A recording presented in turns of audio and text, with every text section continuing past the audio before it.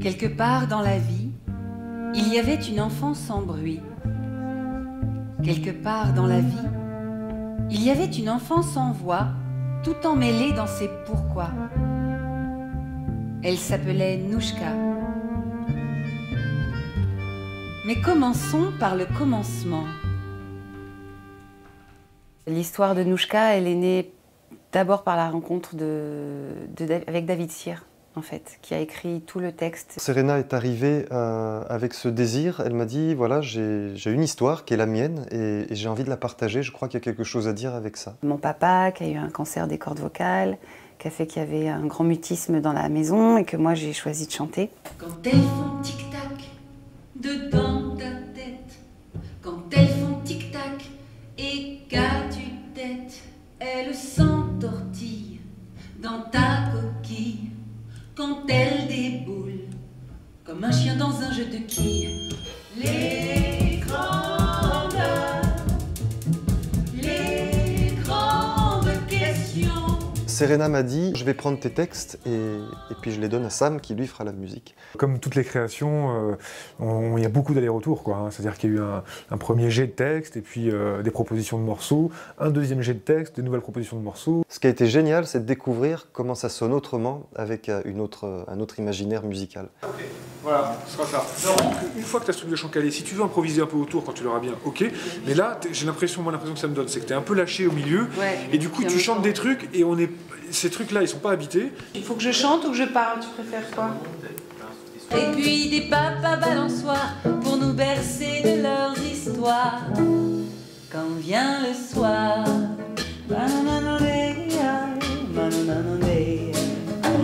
je n'ai rien que des émoures de ma veste à rayures, mais elle me vient de papa. N'y touchez pas. Intégrer des chansons dans une narration, c'est pas la même chose que d'enchaîner des chansons, et c'est pas non plus une narration pure, c'est-à-dire que c'est pas du conte pur, ce n'est pas du théâtre. Cette nuit-là, les fenêtres de sa chambre sont restées allumées bien plus tard que de raison. Vu qu'on était à la fois sur une fiction mais une autobiographie, c'est-à-dire qu'il y a les deux étages et par moments, c'est vrai qu'on ne savait plus très bien. Mais c'était bien parce que je pense que c'est comme ça qu'il faut que les choses se tissent.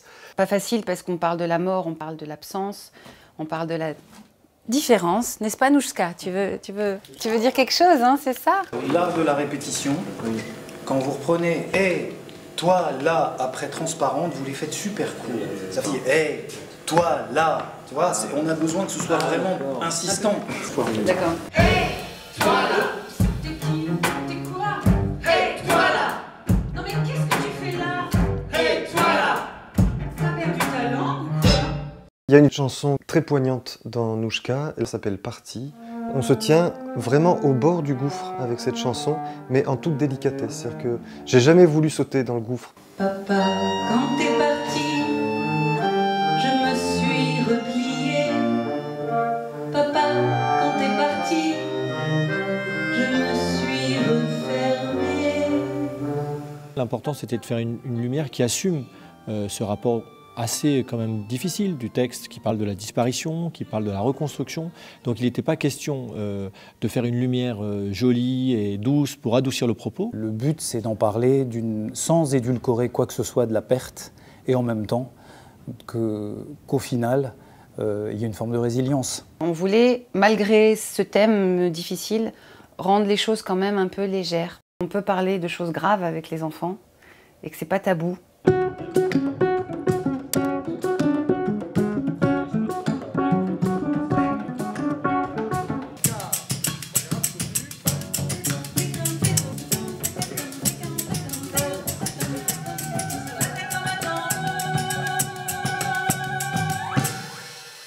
Tout d'un coup, il y a un mouvement de colère et c'est une des dernières chansons qu'on a écrites parce qu'on a senti dans l'histoire de Nouchka qu'on avait besoin aussi un petit peu de lui mettre les pieds dans la terre et qu'elle tape dessus.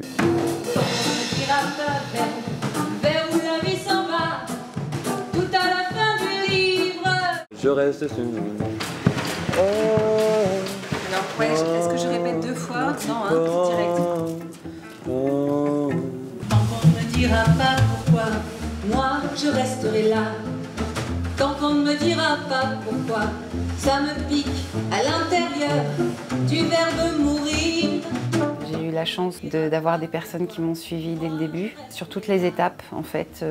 J'avais des yeux, des oreilles pour pouvoir m'aider à avancer. En tout cas, ce qui est extrêmement touchant dans cette équipe, c'est qu'à aucun moment on a pris le prétexte du jeune public pour essayer de faire un tout petit peu, pour affadir. Voilà. C'est pas un spectacle sur la mort, c'est un spectacle sur la joie. Et comment la joie repousse, et au sens fleur, mais aussi au sens repousser les murs. Et comme c'est un spectacle où il y a beaucoup d'émotions, et en tout cas voilà, que je porte vraiment dans le creux de mon ventre, oui, je pense que c'est pas toujours facile, mais donc c'est un vrai défi.